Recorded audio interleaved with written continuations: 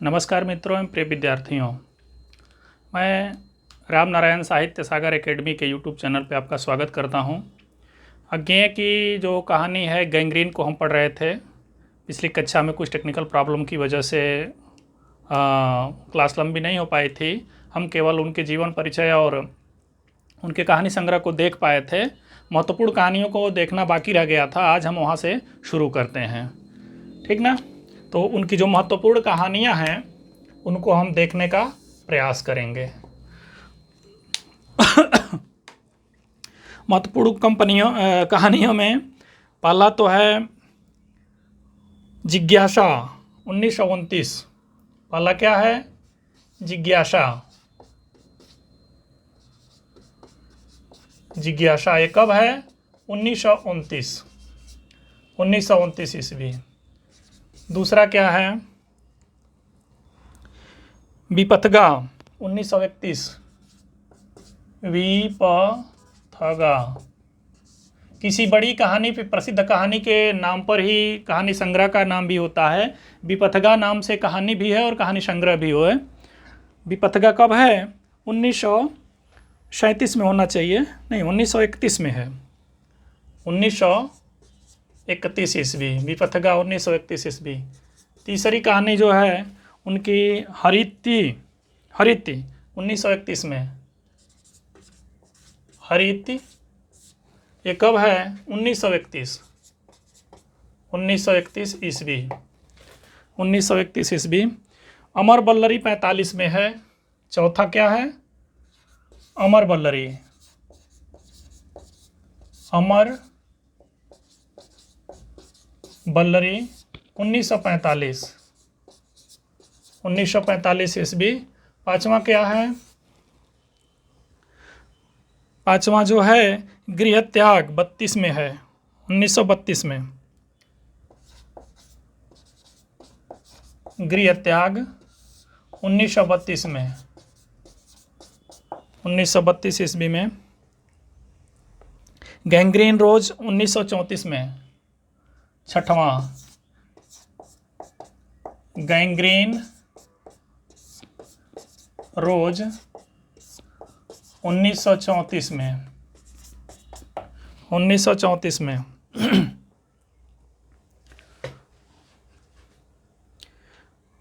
हर श्रृंगार 34 में। हर श्रृंगार सातवां रहेगा ये। हर श्रृंगार 34 में 1934 ईस्वी में। आठवां जो रहेगा प्रतिध्वनियाँ 35। प्रतिध्वनियाँ 1935 ईस्वी। नवा जो है सेव और सिग्नेलर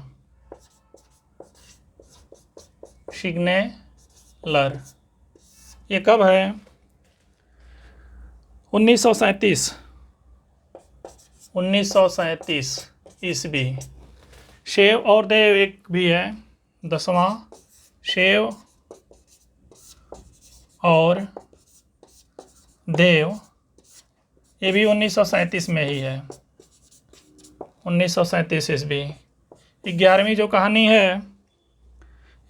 कहानी है होलीबोन की बत्तखें 47 में। होलीबोन की बत्तखें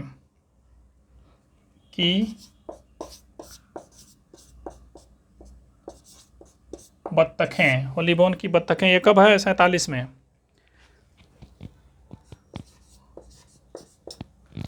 12वां शरणार्थी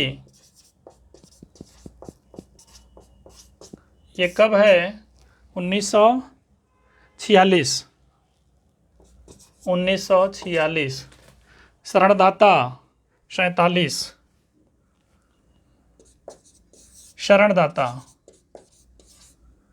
शरणदाता 1947। 1947 ईस्वी। 14वां जयदोल। जयदोल 1950 ईस्वी। तो ये उनकी प्रमुख कहानियाँ रही। रिपीट कर देते हैं। पहली जो कहानी उनकी है वो जिज्ञासा है। जिज्ञासा। विपथगा 1931। हरिति 1931। अमर बल्लरी 1945।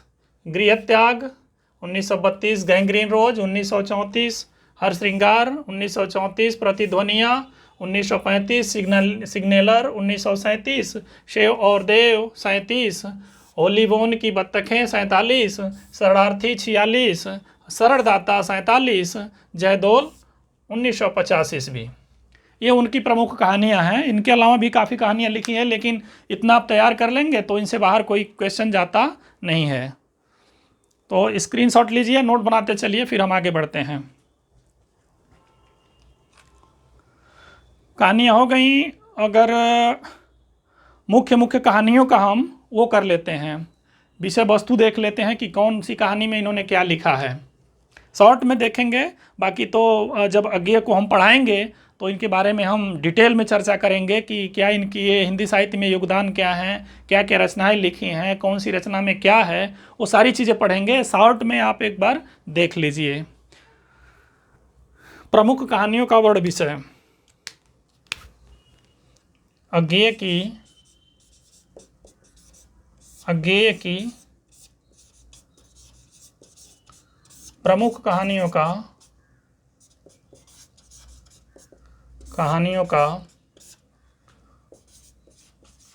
वर्ण्य विषय, मतलब कौन सी कहानी में क्या है। जो हरिति 1931 है उसमें कर्तव्यनिष्ठा का चित्रण किया गया है। हरिति 1931, इसमें कर्तव्यनिष्ठा का चित्रण किया गया है।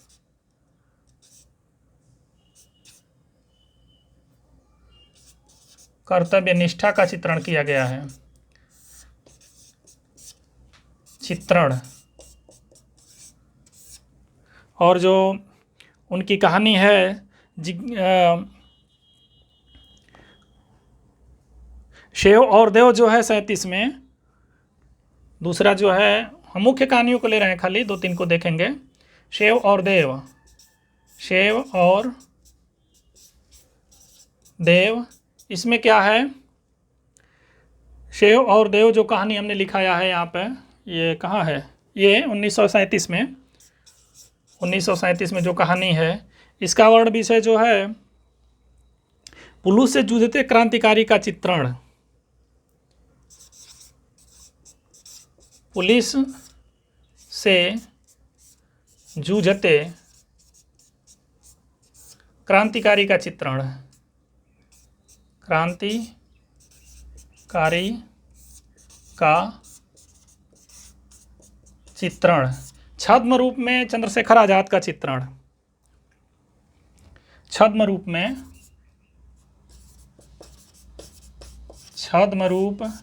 में चंद्रशेखर आजाद का चित्रण। चंद्रशेखर आजाद का चित्रण। आजाद का चित्रण। चलिए इसको नोट कीजिए, फिर एक कहानी को हम देख करके फिर कहानी पे आ जाएंगे।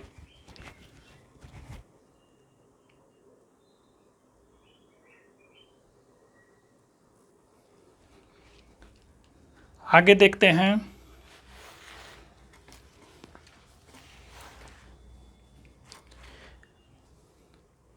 अभी हम गैंग्रीन रोज को ही देख लेंगे, बाकी तो ज़रूरत नहीं है। जब हम गे जी को पूरा पढ़ेंगे तो हम अच्छे से पढ़ेंगे कितनी कहानियां हैं, महत्वपूर्ण रचनाओं को हम पढ़ेंगे। गैंग्रीन रोज पे आते हैं। गैंग्रीन रोज ये तीसरी कहानी जो हम पढ़ेंगे, गैंग्रीन रोज। गैंग्रीन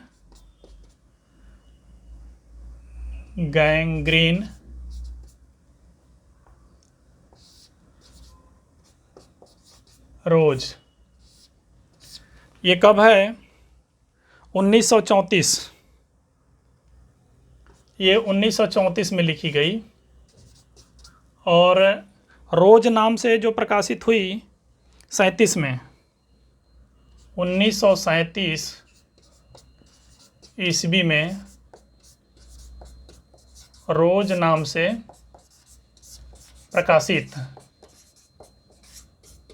प्रकाशित रोज नाम से प्रकाशित विपथगा कहानी संग्रह, विपथगा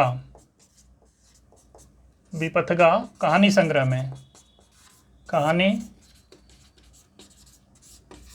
में, विपथगा कहानी संग्रह में संकलित की गई ये कहानी संग्रह है। और इसकी विशेषता क्या है? ये मय शैली में रची हुई है। इसकी विशेषता क्या है? मय शैली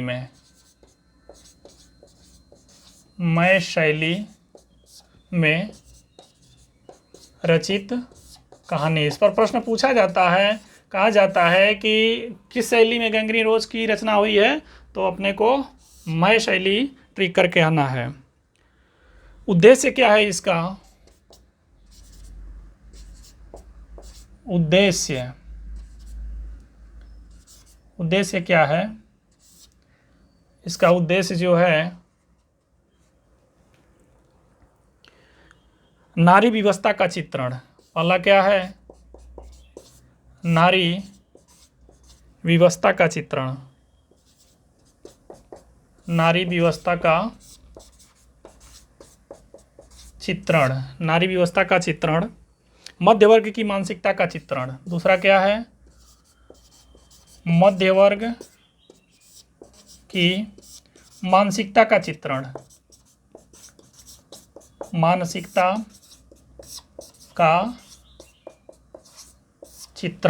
मध्य वर्ग की मानसिकता का चित्रण। यांत्रिक नीरसता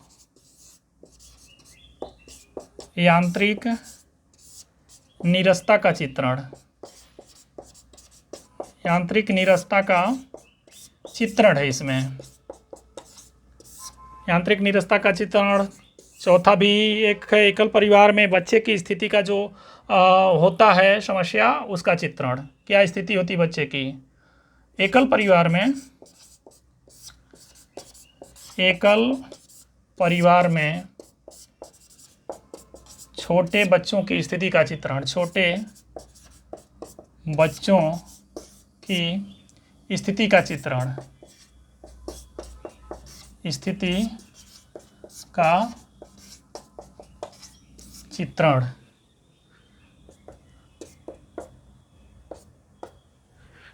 हो गया।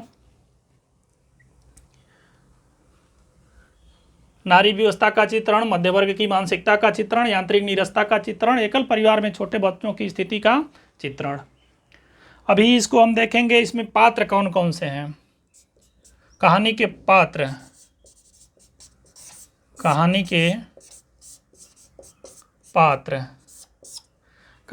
कौन कौन से हैं? पहला तो लेखक है।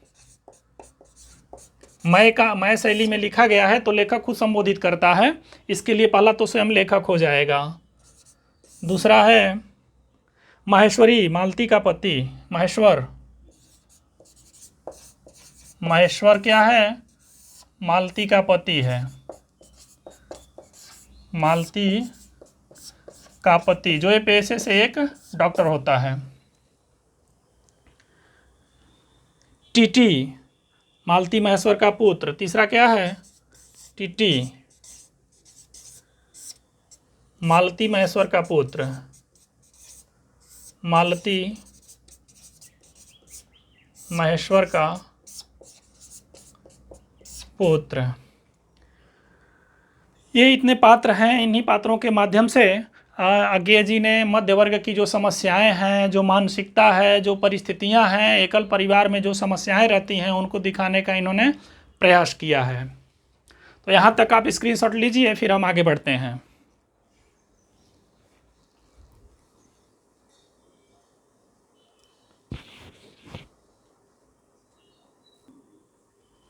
चलिए हम कहानी को पढ़ देते हैं एक बार, उसके बाद से कुछ प्रमुख पंक्तियाँ हैं उनको लिखाएंगे। जैसा कि हमने पहले भी बताया, ये कहानी मय शैली में रचित कहानी है। अज्ञे की सबसे महत्वपूर्ण प्रसिद्ध कहानी है। उन्होंने दिखाया है कि किस प्रकार नएपन से रहित जीवन में व्यक्ति और व्यक्तियों का संबंध टूट जाता है। यानी एक ही ढर्रे पर अगर ज़िंदगी चलती रहेगी तो किस प्रकार से संबंध टूटते हैं और मनमुटाव होता है और मन किस तरह से उब जाता है। लेकिन अफसोस है, ज़िंदगी ये काटनी पड़ती है, बराबर।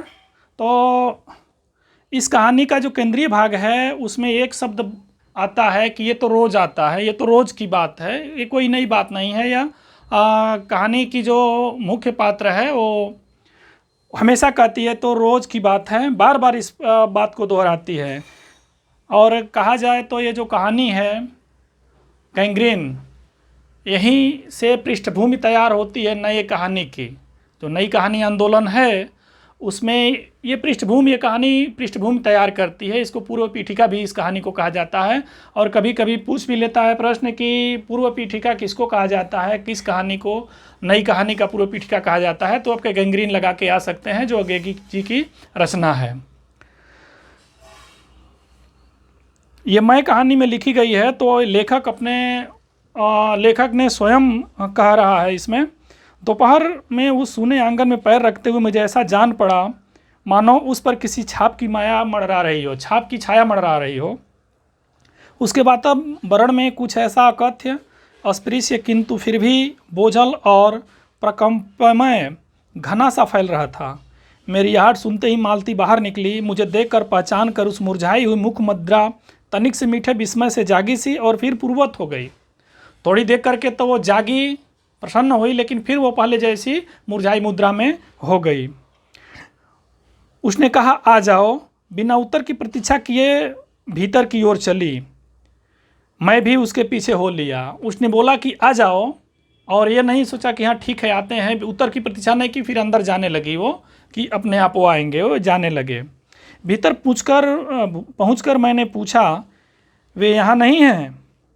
अभी आए नहीं हैं, दफ्तर में हैं, थोड़ी देर में आ जाएंगे, कोई 1:30-2 बजे आया करते हैं। वो ये बता रही है अपने पति को कि वो 1-1:30 बजे आ जाएंगे।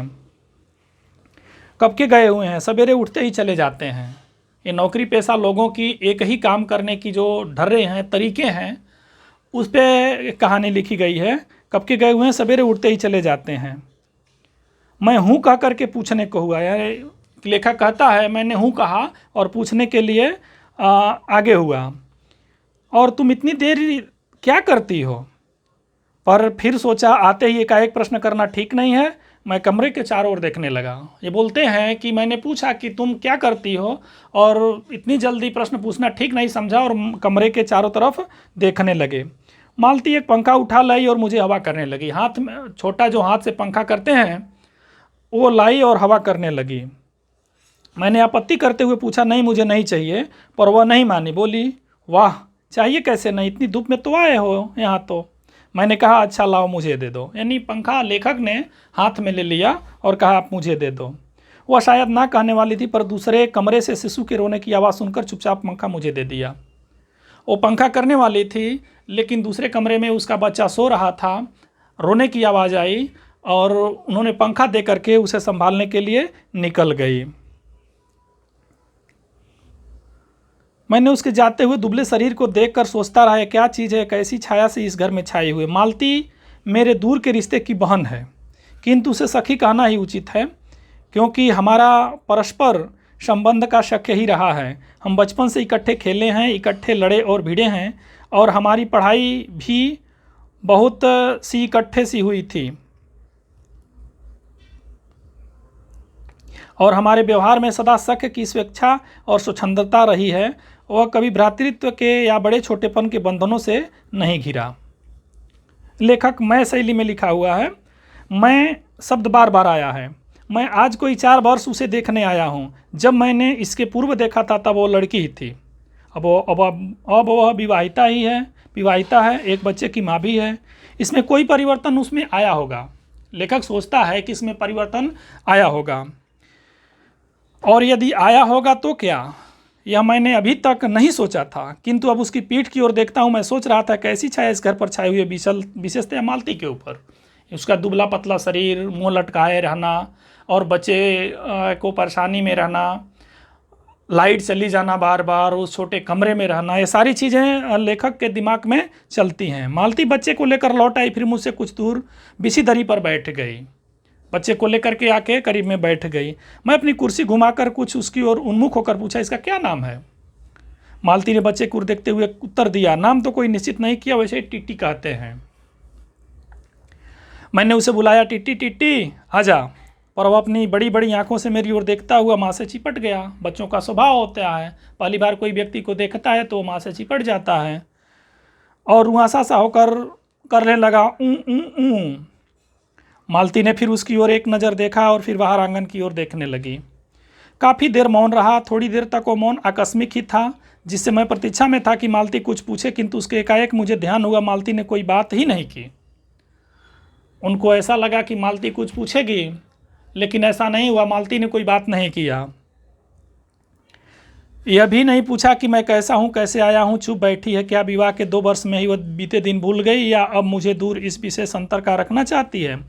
क्यों वह निर्बाध स्वच्छंदता तो अब नहीं हो सकती। वह फिर भी ऐसा मौन जैसा अजनबी से भी नहीं होना चाहिए। वह इतना मौन रहने लगी कि जैसे कोई अजनबी हो।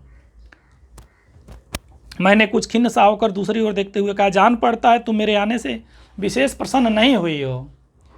उसने एकाएक चौंक कर कहा, हूँ? यह हूँ प्रश्न सूचक था, इसीलिए नहीं कि मालती ने मेरी सुनी नहीं थी, केवल विस्मय के कारण। इसीलिए मैंने अपनी बात दोहराई नहीं, चुप बैठ गया। मालती कुछ बोली ही नहीं। तब थोड़ी देर बाद उसने देखा, वह एकटक मेरी ओर ही देख रही थी, किंतु मेरे उधर उन्मुख होते ही अपनी आंखें नीचे कर ली। उधर नज़र नहीं कर रहे थे तो उनकी ओर देख रही थी। जब वो उधर नज़र करने लगे तो नीचे करने लगी, नज़र नीची कर ली। फिर मैंने देखा उन आंखों में कुछ विचित्र सा भाव था, मानो मालती के भीतर कुछ चेष्टा कर रहा हो, किसी बीती हुई बात को याद करने की, किसी बिखरे हुए वायुमंडल को पुनः उजागर करने की, गतिमान करने की, किसी टूटे हुए व्यवहार तंतु को पुनर्जीवित करने की। और चेष्टा में सफल न हो रहा हो, वैसे जैसे बहुत देर से प्रयोग में न लाए हुए अंग को व्यक्ति एकाएक उठाने लगे और पाए कि वह उठता ही नहीं है, चिर विस्मृत में मानो मर गया है। उतने क्षीण बल से, यद्यपि वो सारा प्राप्य बल है, उठ नहीं सकता। मुझे ऐसा जान पड़ा मानो किसी जीवित प्राणी के गले में किसी मृत जंतु का तौक डाल दिया गया हो, उसे उतार कर फेंकना चाहे पर उतर न पाए। मालती की स्थिति को इन्होंने अच्छी तरीके से व्याख्यायित किया यहाँ पर कि वो कैसे रह रही है, पहले कैसी थी, परिस्थितियों में आ करके एक ही ढर्रे पर काम करते करते समस्याओं से घिरते वो मालती एकदम बेजान सी हो गई है। तभी किसी ने किवाड़ खटखटाए। मैंने मालती की ओर देखा, वह हिली नहीं। जब किवाड़ दूसरी बार खटखटाए गए तब वह शिशु को अलग करके उठी और किवाड़ खोलने गई। पहली बार तो उन्होंने नहीं उठा, दूसरी बार वो शिशु को रख करके वो किवाड़ खोलने गई। किवाड़ यानी दरवाज़ा, डोर। वे यानी मालती के पति आए। मैंने उन्हें पहली बार देखा था, यद्यपि फोटो में उन्हें पहचानता था। परिचय हुआ। मालती खाना तैयार करने आंगन में चली गई और हम दोनों भीतर बैठकर बात करने लगे। मालती खाना तैयार करने आंगन में चली गई। उसकी नौकरी के बारे में, उनके जीवन के बारे में, उनके स्थान के बारे में और से अन्य विषय के बारे में जो पहले परिचय पर उठा करते हैं, इस तरह का रक्षात्मक कवच बनकर ये लेखक प्रश्न करना उनसे शुरू किए। मालती के पति का नाम है महेश्वर। वह एक पहाड़ी गांव में सरकारी डिस्पेंसरी के डॉक्टर हैं। उसकी हैसियत से इन क्वार्टरों में रहते हैं। प्रातःकाल 7 बजे डिस्पेंसरी चले जाते हैं और 1:30-2 बजे लौटते हैं। उसके बाद दोपहर भर छुट्टी रहती है, केवल शाम को 1-2 घंटे फिर चक्कर लगाने के लिए जाते हैं। डिस्पेंसरी के साथ छोटे से अस्पताल में पड़े हुए रोगियों को देखने और अन्य जरूरी हिदायत करने, उनका जीवन भी बिल्कुल एक निर्दिष्ट ढर्रे पर चलता है। नौकरी है और एक ही नौकरी, नित्य वही काम, उसी प्रकार के मरीज, वही हिदायतें, वही नुस्खे और वही दवाइयाँ। वह स्वयं उकताए हुए हैं और इसीलिए साथ ही इस भयंकर गर्मी के कारण अपने फुर्सत के समय में भी सुस्त ही रहते हैं। वो उस काम से उब गए हैं। यही कारण है कि वो कैसा भी मौसम हो, वो लगभग सुस्त ही रहते हैं। उनके चेहरे पर कोई रौनक नहीं रहती। महेश्वर बोले कुछ हंसकर, वह पीछे खाया करती है। पति 2:30 बजे खाना खाने आते हैं, इसलिए पत्नी को 3 बजे भूखी बैठी रहेगी। सॉरी, एक लाइन छूट गई थी हमसे। मालती हम दोनों के लिए खाना लेने आई। मैंने पूछा तुम नहीं खाओगी या खा चुकी? महेश्वर बोले कुछ हंसकर, वह पीछे खाया करती है, पति 2:30 बजे खाना खाने आते हैं, इसलिए पत्नी 3 बजे तक भूखी बैठी रहेगी, ये लेखक पूछता है। महेश्वर खाना आरम्भ करते हुए मेरी ओर देखने लगे। आपको तो खाना खाने का मज़ा क्या ही आएगा, ऐसे बेवक्त खा रहे हैं। मैंने उत्तर दिया, वाह, देर से खाने पर तो और अच्छा लगता है, भूख बड़ी हुई होती है और शायद मालती बहन को कष्ट होगा। मालती टोक कर बोली, मेरे लिए तो यह कोई नई बात नहीं है, रोज़ ही ऐसा होता है। लेखक ये बोलता है कि 3 बजे तक कोई भी औरत खाना नहीं खाएगी तो कष्ट होगा उसको। तो मालती क्या बोलती है, यानी नहीं, मेरा तो रोज़ का ये काम है, मेरे को कुछ कष्ट नहीं होगा, उसकी आदत बन चुकी है। पति आएंगे, खाना खा लेंगे, उसके बाद वो खाना खाएगी, इसीलिए तो सिंगल बॉडी की हो गई है, दुबली पतली से। मालती बच्चे को गोद में लिए हुए बच्चा रो रहा था और उसकी ओर कोई ध्यान नहीं दे रहा था। मैंने कहा, वह रोता क्यों है? मालती बोली, हो ही गया है चिड़चिड़ा सा, हमेशा ही ऐसा रहता है। फिर बच्चे को डांट कर चुप कर, जिससे वह और भी रोने लगा। मालती ने उसे डांट दिया, बोली चुप कर, तो और रोने लगा। मालती ने भूमि पर बैठा दिया और बोली, अच्छा ले, रो ले। वो गुस्से से ज़मीन पर लेटा दिया और बोली, जितना मर्जी सो उतना रो ले। आंगन की ओर चली गई। जब हमने भोजन समाप्त किया तब 3 बजने वाले थे। महेश्वर ने बताया कि आज जल्दी अस्पताल जाना है, यहाँ 1-2 चिंताजनक केस आए हुए हैं जिनका ऑपरेशन करना पड़ेगा, 2 की शायद टांग काटनी पड़े, गैंग्रीन हो गया है। गैंग्रीन एक प्रकार की बीमारी है। थोड़ी ही देर में वो चले गए। मालती की वाड़ बंद कराई और मेरे पास बैठने ही लगी थी कि मैंने कहा, अब खाना तो खा लो, मैं उतनी देर में टिट्टी से खेलता हूँ। महेश्वर के जाने के बाद मालती क्या करती है, आकर के बैठ जाती है लेखक के पास और लेखक क्या बोलते हैं कि आप जाओ खाना तो खा लो, मैं टिट्टी से खेलता हूँ, टिट्टी को मैं खिलाता हूँ बच्चे को। वह बोली, खा लूँगी, मेरे खाने की कौन बात है, किंतु चली गई। मैं टिट्टी को हाथ में लेकर झुलाने लगा, जिससे वह कुछ देर के लिए शांत हो गया। दूर शायद अस्पताल में ही 3 खड़के एकाएक में चौंका। मैंने सुना मालती वहीं आंगन में बैठी अपने आप एक लंबी सी थकी हुई सांस के साथ कह रही है, 3 बज गए। मानो बड़ी तपस्या के बाद कोई कार्य संपन्न हो रहा हो। थोड़ी देर में मालती फिर आई। मैंने पूछा, तुम्हारे लिए कुछ बचा भी था? सब कुछ तो मतलब फिनिश ही हो गया होगा। बहुत था। वो क्या बोलती है, बहुत था? हाँ बहुत था, भाजी तो सारी मैं ही खा गया था, बचा कुछ होगा नहीं, यूँ ही रौब न जमाओ कि बहुत था।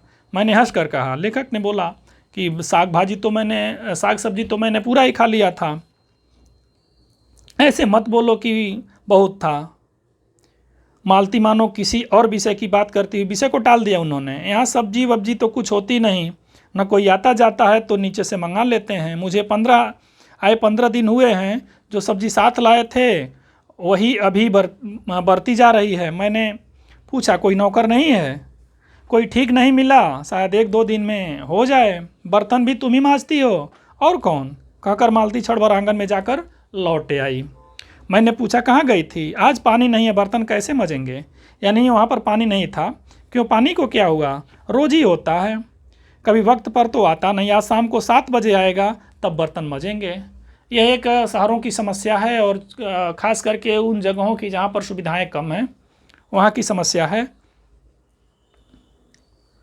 रोज ही होता है, कभी वक्त पर तो आता नहीं। आज शाम को 7 बजे आएगा, तब बर्तन मजेंगे। चलो, तुम्हें 7 बजे तक छुट्टी मिल गई। कहते हुए मैंने मन ही मन सोचने लगा, अब इसे रात के 11 बजे तक काम करना पड़ेगा। छुट्टी क्या खाक हुई? लेखक सोचता है कि 7 बजे पानी आएगा, फिर बर्तन मांजेगी, खाना बनाएगी, तो इस तरह से 11 बज जाएगा, तो उसे क्या छुट्टी खाक मिलेगी? यही उसने कहा। मेरे पास कोई उत्तर नहीं था, पर मेरी सहायता टिट्टी ने की। एकाएक फिर रोने लगा और मालती के पास जाने की चेष्टा करने लगा। मैंने उसे दे दिया। ये देना ही चाहते थे मालती को, तब तक इनकी मदद कर दिया। टिट्टी ने रोने लगा और ये मालती को दे दिए।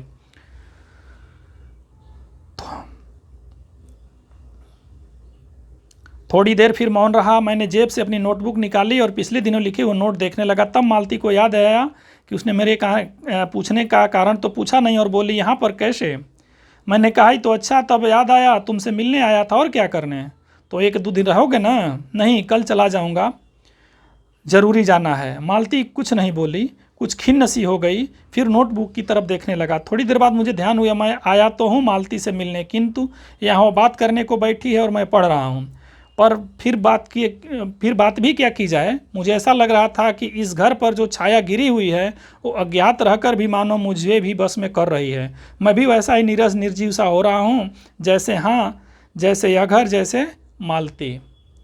और मालती के घर में जो छाया घिरी हुई है, यानी एक उदासी, एक नीरसता, और एक ही काम को बार बार करने से जो मन उबता है, वो उबाऊपन, वो उनको ऐसा लग रहा है कि मैं उसी छाया में मैं भी घिर रहा हूँ। मैंने पूछा, तुम कुछ पढ़ती लिखती नहीं? मैंने चारों ओर देखने लगा कि कहीं किताबें दिख पड़ें। वहाँ कहकर मालती थोड़ा सा हंस दी। वह हंसी कह रही थी, यहाँ पढ़ने को है क्या? वो इस टाइप से हंस रही थी कि वो उसके पास पढ़ने के लिए कुछ नहीं था। मैंने कहा, अच्छा, मैं वापस ज़रूर कुछ पुस्तकें भेजूंगा, और वार्तालाप फिर समाप्त हो गया। थोड़ी देर मालती ने पूछा, आए कैसे हो लारी में? पैदल? इतनी दूर? बड़ी हिम्मत की। आखिर तुमसे मिलने आया हूँ। ऐसे ही आए हो? नहीं, कुली पीछे आ रहा है सारा सामान लेकर। मैंने सोचा बिस्तरा ले ही चलूँ। अच्छा किया, यहाँ तो बस। कहकर मालती चुप रह गई। फिर बोली, तुम थके हो गए, लेट जाओ। नहीं, बिल्कुल नहीं थका। रहने दो, थके नहीं, भला थके हैं। और तुम क्या करोगी? मैं बर्तन मांज रखती हूँ, पानी आएगा तो धुल जाएंगे। क्या बोलती है मालती? मैं बर्तन मांज के रखती हूँ, पानी आएगा तो धुल जाएंगे। मैंने कहा, वाह, क्योंकि और कोई बात मुझे सूझी ही नहीं। थोड़ी देर में मालती उठी और चली गई टिट्टी को साथ लेकर। तब मैं भी लेट गया और छत की ओर देखने लगा। मेरे विचारों के साथ आंगन से आती हुई बर्तनों को घिसने की खन खन की ध्वनि मिलकर एक विचित्र स्वप्न उत्पन्न करने लगी, जिसके कारण मेरे अंग धीरे धीरे ढीले पड़ने लगे। मैं ऊँघने लगा, उनको नींद आने लगी। एकाएक वह स्वर टूट गया, मौन हो गया, तो मेरी तंद्रा भी टूटी और उसमें मौन सुनने लगा। 4 खड़क रहे थे, 4 बज गए। इसी का पहला घंटा सुनकर मालती रुक गई थी। वह 3 बजे वाली बात मैंने फिर देखी। इस बात रुक मैंने सुना, मालती एक बिल्कुल अनैच्छिक, अनुभूतिहीन, निरस यंत्रवत वही थके हुए यंत्र के स्वर में कह रही है, 4 बज गए, यानी अफसोस कर रही है, लंबी सांस खींचकर। मानो इस अनैच्छिक समय को गिनने से ही उसका मशीन तुल्य जीवन बीतता हो। वैसे ही जैसे मोटर को स्पीडोमीटर यंत्रवत फासला नापता जाता है और यंत्रवत विश्रांत स्वर में कहता है, किससे? कि मैं अपने अमित शून्य पथ का इतना अंश तय कर लिया, न जाने कब और कैसे मुझे नींद आएगी। तभी 6 कभी बज चुके थे जब किसी के आने की आहट से मेरी नींद खुली और मैंने देखा कि महेश्वर लौट आए हैं। 6 बजे महेश्वर लौट आया, उनका मालती का पति, और उनके साथ ही बिस्तर लिए हुए मेरा कुली। मैं मुँह धोने को पानी मांगने को ही था, मुझे याद आया पानी नहीं होगा। मैंने हाथों से मुंह पोंछते महेश्वर से पूछा, आपने बड़ी देर की? लेखक पूछता है महेश्वर से, आपने बड़ी देर की? उन्होंने किंचित ग्लानि भरे स्वर में कहा, हाँ, आज वह गैंग्रीन का ऑपरेशन करना ही पड़ा। एक करके आया हूँ, दूसरे को एम्बुलेंस में पड़े अस्पताल भिजवा दिया है। मैंने पूछा, गैंग्रीन कैसे हो गया? एक कांटा चुभा था, उसी से हो गया। बड़े लापरवाह लोग हैं यहाँ के। मैंने पूछा, है आपको कितने अच्छे केस मिल जाते हैं? आय के लिहाज से नहीं, डॉक्टरी के अभ्यास के लिए। वह बोले, हाँ, मिल ही जाते हैं। यही गैंग्रीन हर दूसरे चौथे दिन एक दिन केस आ जाता है, नीचे बड़े अस्पतालों में भी मिल जाते हैं। मालती आंगन से ही सुन रही थी, अब आ गई, बोली, हाँ, केस बनाते देर क्या लगती है? कांटा चुभा था, इस पर कांट टांगनी पड़े। यह भी कोई डॉक्टरी है? व्यंग कर रही है उनके ऊपर। हर दिन किसी की टांग किसी की बाँह काट आते हैं, इसी का नाम है अच्छा अभ्यास। महेश्वर हंसकर बोले, न काटे तो उसकी जान गंवाएं। हाँ, पहले तो दुनिया में कांटे ही नहीं होते होंगे। आज तक तो सुना नहीं था कि कांटों चुभनों से आदमी मर जाते हैं। महेश्वर ने उत्तर नहीं दिया, मुस्करा दिए। मालती मेरी ओर देखकर बोली, ऐसे ही होते हैं डॉक्टर, सरकारी अस्पताल है ना, क्या परवाह है। मैं तो रोज ही ऐसी बातें सुनती हूँ। अब कोई मर मुर जाए तो ख्याल ही नहीं होता। पहले तो रात रात भर नींद नहीं आया करती थी। तभी आंगन में खुले हुए नल ने कहा, टिप टिप टिप टिप टिप टिप। मालती ने कहा, पानी और उठाकर चली गई। खनखनाहट से हमने जाना बर्तन धोने लगे हैं। जो उसका बच्चा है टीटी महेश्वर की टांगों के सहारे खड़ा होकर लेखक को देख रहा था। अब एकाएक उसे छोड़कर मालती की ओर खिसकता हुआ चला। महेश्वर ने कहा, उधर मत जा, और उसे गोद में उठा लिया। मचलने और चिल्ला चिल्ला कर रोने लगा। महेश्वर बोले, अब तो रो रो कर सो जाएगा, तभी घर में चैन होगी। मैंने पूछा, आप लोग भीतर से ही सोते हैं, गर्मी तो बहुत होती है। ये सब लेखक बोल रहा है। होने को तो मच्छर भी बहुत होते हैं, पर यहाँ लोहे के पलंग उठाकर बाहर कौन ले जाए। अब के नीचे जाएंगे तो चारपाइयाँ ले जाएंगे। फिर कुछ रुक कर बोले, आज तो बाहर ही सोएंगे, आपको इतना लाभ ही होगा। टीटी अभी तक रोता जा रहा था। मैसर उसे पलंग पर बिठा दिया और पलंग बाहर खींचने लगा। मैंने कहा, मैं मदद करता हूँ। दूसरी ओर से पलंग उठाकर निकलवा दिए।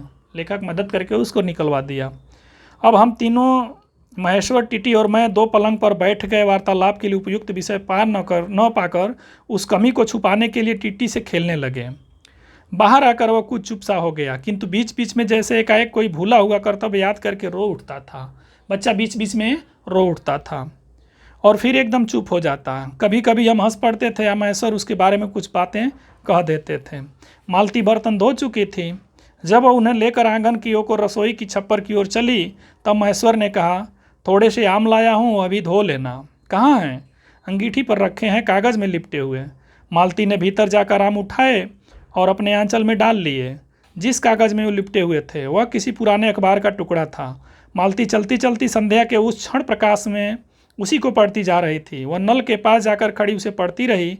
जब दोनों ओर पढ़ चुकी तब लंबी सांस लेकर उसे फेंकने आम धोने लगी। मुझे एक टका याद आया।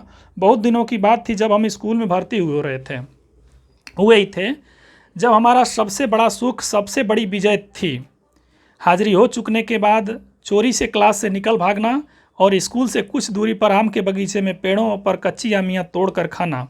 मुझे याद आया, कभी जब मैं भाग आता तो मालती नहीं आ पाती थी, तब मैं खिन्न मन लौट आया करता था। वो आम को देख करके लेखक को बचपन की याद आई। जब स्कूल में जाते थे उस बहाने वो बाग में जा कर के कच्चे आम को तोड़ा करता था।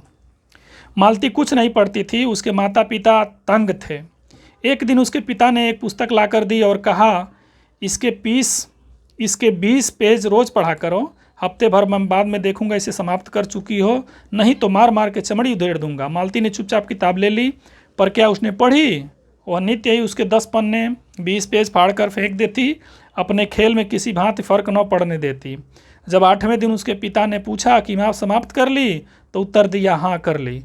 पिता ने कहा, लाओ प्रश्न पूछूंगा, तो चुप खड़ी रही। पिता ने कहा तो उद्धत स्वर में बोली, किताब मैंने फाड़ कर फेंक दी है, मैं नहीं पढ़ूंगी। उसने वो किताब समाप्त करने के लिए उसके पिताजी ने किताब दिया था और उसको फाड़ करके मालती ने एक एक पेज को फाड़ करके सारा पेज फेंक दिया था। पूछने पर बोला कि नहीं पढ़ूंगी, मैंने फाड़ के फेंक दिया है। उसके बाद वो बहुत पीटी। वो अलग बात है, इस समय यही सोच रहा था कि उद्धत और चंचल मालती आज कितनी सीधी हो गई, कितनी शांत और एक बार के टुकड़े को तरसती है। उस समय वो किताबों को फेंक देती है जब माता पिता के पास होती है, जिम्मेदारियां नहीं होती हैं, और शादी के बाद जब पति के साथ रहने लगती है तो कितनी बेचारी हो गई है वो कि हर जगह कंप्रोमाइज़ करना पड़ा, हर जगह समझौता करना पड़ रहा है। ज़िंदगी समझौतों में लिपटी, उसकी सारी ज़िंदगी जो समझौतों में लिपट जाती है, यही लेखक सोच रहा है। तभी महेश्वर ने पूछा, रोटी कब बनेगी? बस अभी बनाती हूँ। और अब की बार मालती रसोई की ओर चली। टीटी का कर्तव्य भावना बहुत विस्तीर्ण हो गई। वो मालती की ओर हाथ बढ़ाकर रोने लगा और नहीं माना। मालती ने उसे गोद में लेकर चली गई। रसोई में बैठकर एक हाथ उसे थपथपाने और दूसरे हाथ कई छोटे छोटे डब्बे उठाकर अपने सामने रखने लगी। और हम दोनों चुपचाप रात्रि की और भोजन और एक दूसरे से कुछ कहने और न जाने किस न्यूनता की प्रतीक्षा करने लगे। हम भोजन कर चुके थे और बिस्तरों पर लेट गए थे। टीटी सो गया था। मालती पलंग के एक और मोमजामा बिछाकर उस पर लिटा गई थी। वह सो गया था, पर नींद में कभी कभी चौंक उठता था। बच्चे चौंक करके जग जाते हैं। एक बार तो उठकर बैठ भी गया था, परंतु फिर लेट गया। महेश्वर से पूछा, आप तो थके होंगे, सो जाइए। वो बोले, थके तो आप भी अधिक होंगे, 18 मील पैदल चल करके आए हैं। किंतु उनके स्वर ने मानो जोड़ दिया, थका तो मैं भी हूँ। मैं चुप रहा। थोड़ी देर में अपर संज्ञा ने मुझे बताया वो ऊँघ रहे हैं। तब लगभग 10:30 बजे थे। मालती भोजन कर रही थी। मैं थोड़ी देर मालती की ओर देखता रहा और किसी विचार में, यद्यप बहरे विचार में नहीं लीन हुई, धीरे धीरे खाना खा रही थी। मैं इधर उधर खिसक कर पर आराम से होकर आकाश की ओर देखने लगा। लेखक आकाश की ओर देखने लगे यही सब चीज़ों के बारे में कि मालती कितनी देर से खाना खा रही है। पूर्णिमा थी, आकाश अनभ्र था। मैंने देखा उस सरकारी क्वार्टर के दिन अत्यंत शुष्क और नीरस लगने वाली स्लेट भी छत में चांदनी में चमक रही है, अत्यंत शीतलता और स्निग्धता से झलक रही है, मानो चंद्रिका उन पर से बहती हुई आ रही हो, झर रही हो।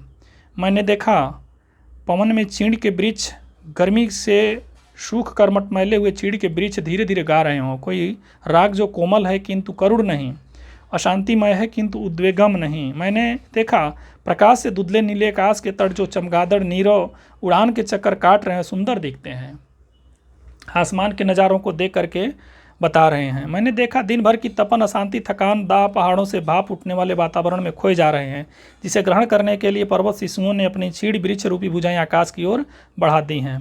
पर यह सब मैंने देखा अकेले। मैंने महेश्वर ऊँघ रहे थे। महेश्वर का तो जीवन उसी में था, उनको बाहर की दुनिया से कुछ लेना देना नहीं था। ये सारी चीज़ें जो देख रहा है, रात के नज़ारे को देख रहा है, मालती की भावनाओं को सोच समझ रहा है, बच्चे के साथ खेल रहा है, बच्चे की गतिविधियों को देख रहा है, लेकिन महेश्वर के दिमाग में कुछ नहीं है। वो सो गए, क्योंकि कल उन्हें ऑफिस जाना है, डिस्पेंसरी जाना है, वही पुराने काम में लग जाने हैं। मालती को फिर से वही काम करने हैं जो काम वो करती आई है। लेखक यही कहना चाहता है कि ये मध्यम वर्गीय परिवार की जो ज़िंदगी है किस प्रकार एक ही डरे पर जा कर के कितनी नीरस हो जाती है। आगे बढ़ते हैं। चांदनी में शिशु कैसा लगता है, एक अलग जिज्ञासा से मैंने टीटी की ओर देखा। लेखक वहीं पर कितना आनंद ले रहा है सारी चीज़ों का, लेकिन ये जो मध्यम वर्गीय परिवार है इनको अपने काम में ही लगे रहना है, दूसरी चीज़ें इनके दिमाग में नहीं आती हैं। इस अलस जिज्ञासा से मैंने टीटी की ओर देखा और एकाएक मानो शैशवोचित भावुकता से उठा और खिसक कर पलंग के नीचे गिर पड़ा।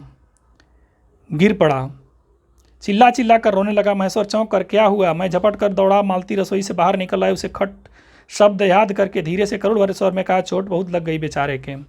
यह सब मानो एक ही क्षण में एक ही क्रिया की गति में हो गया। मालती ने रोते हुए शिशु को मुझसे लेने की और हाथ बढ़ाते हुए कहा, इसके चोटें लगती ही रहती हैं, रोज ही गिर पड़ता है।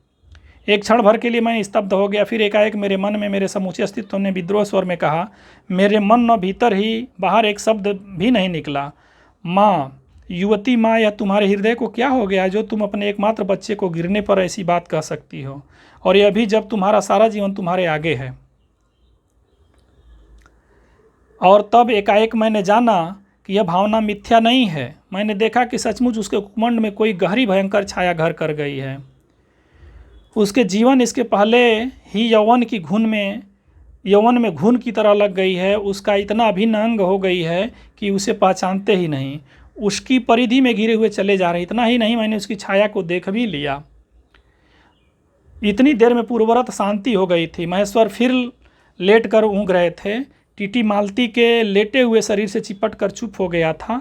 यद्यपि कभी एकाध सिसकी उसके छोटे से शरीर को हिला देती थी, मैं भी अनुभव करने लगा था कि बिस्तर सा लग रहा है। मालती चुपचाप ऊपर आकाश में देख रही थी, किंतु क्या चंद्रिका या तारों को? तभी 11 का घंटा बजा। मैं अपनी भारी हो रही पलकों को उठाकर अकस्मात किसी अस्पष्ट प्रतीक्षा से मालती की ओर देखा। वो मालती की ओर देखने लगे। 11 के पहले घंटे की धड़कन के साथ ही मालती की छाती एकाएक फफोले की फांत उठी और धीरे धीरे बैठने लगी, और घंटा ध्वनि के कंपन के साथ मुँह खो जाने वाली आवाज़ में कहा उसने, 11 बज गए। यानी सवेरे से लेकर के शाम तक वो एक अफसोस भरी आह निकलती है मालती के हृदय से, चाहे वो योगेश्वर का, उसके पति का आना हो देर से, या उसका एक ही काम को रोज़ करना, या पारिवारिक समस्याएं, या बच्चे की समस्या हो, या बच्चे के पालने की समस्या हो, या पानी न आने की समस्या हो। सारी समस्याओं से वो लड़ रही है। उनकी सारी ज़िंदगी जो है वो समझौतों में ही चल रही है। उसी को इन्होंने अपने शब्दों में, अपनी कहानियों में लिखने का प्रयास किया है। और यहाँ पर कहानी ख़त्म होती है जब रात के समय वह सोती है और बोलती है 11 बज गए। यानी 11 बज गए मतलब अभी सोने का समय हो गया, कुछ राहत मिली कल के लिए। यहीं पर एक कहानी समाप्त होती है। तो आज यहीं पर हम क्लास को विराम देंगे, नहीं तो क्लास बहुत लंबी हो जाएगी। कल हम इसकी जो महत्वपूर्ण पंक्तियां हैं, जो प्रमुख उदाहरण हैं, उसको हम लिखेंगे। गैंग्रीन,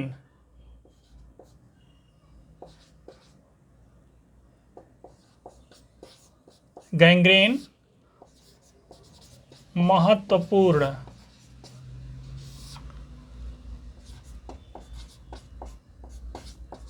पंक्तियाँ, जो पंक्तियाँ दे करके पूछ ली जाती हैं कि ये पंक्तियाँ कौन से कहानी से ली गई है, उनके रचनाकार कौन हैं।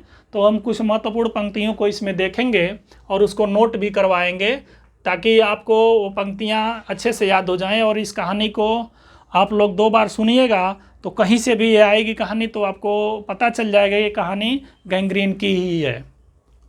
महत्वपूर्ण पंक्तियाँ या उद्धरण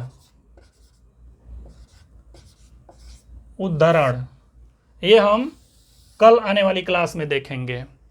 अगर इसके पहले आप लोगों ने साहित्य सागर एकेडमी को सब्सक्राइब नहीं किया है तो प्लीज़ सब्सक्राइब कर लीजिएगा, बेल आइकन को दबा लीजिएगा ताकि हमारी आने वाली वीडियो आपको सरलता से मिल जाएं।